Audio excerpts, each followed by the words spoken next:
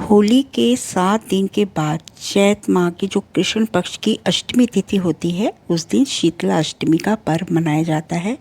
इस साल ये है 22 मार्च को मनाई जाएगी। कुछ लोग इसको सप्तमी वाले दिन भी पूजा करते हैं, कुछ अष्टमी वाले दिन करते हैं और कुछ होली के बाद जो पहला सोमवार आता है उस दिन इनकी शीतला माता की पूजा का विधान है।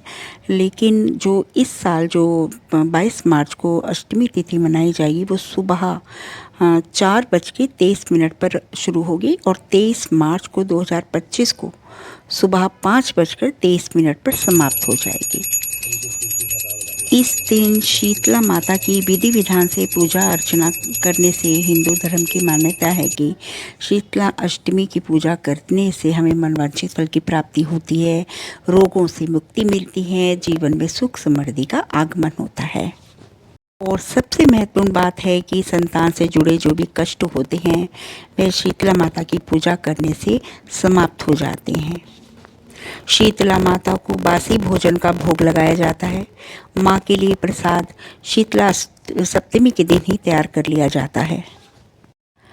माँ को जो मुख्य रूप से जो भोग लगाया जाता है वो है चावल, वो गुड़ के चावल बनाए जाते हैं उसे और घी का भोग लगाया जाता है। मगर ये सब चीज़ें जो हैं शीतलाष्टमी के दिन नहीं, सप्तमी के दिन ही बना लिया जाता है। और अष्टमी के दिन घर का चूल्हा नहीं जलाते और ना ही घर में खाना बनाना चाहिए, इसलिए आज सप्तमी तिथि पर ही सारा खाना पका लिया जाता है और ताकि हम दूसरे दिन माँ को इसका भोग लगा सकें। स्कंद पुराण के अनुसार देवी शीतला का वाहन गदा है। देवी शीतला अपने हाथ के कलश में शीतल पेय, दाल के दाने और रोगाणुनाशक जल रखती हैं और दूसरे हाथ में झाड़ू और नीम के पत्ते रखती हैं। माना जाता है कि इनकी पूजा और ये व्रत करने से चेचक, अन्य तरह की बीमारियां और संक्रमण नहीं होता और माता शीतला की आराधना से व्यक्ति को बीमारियों से मुक्ति मिल जाती है।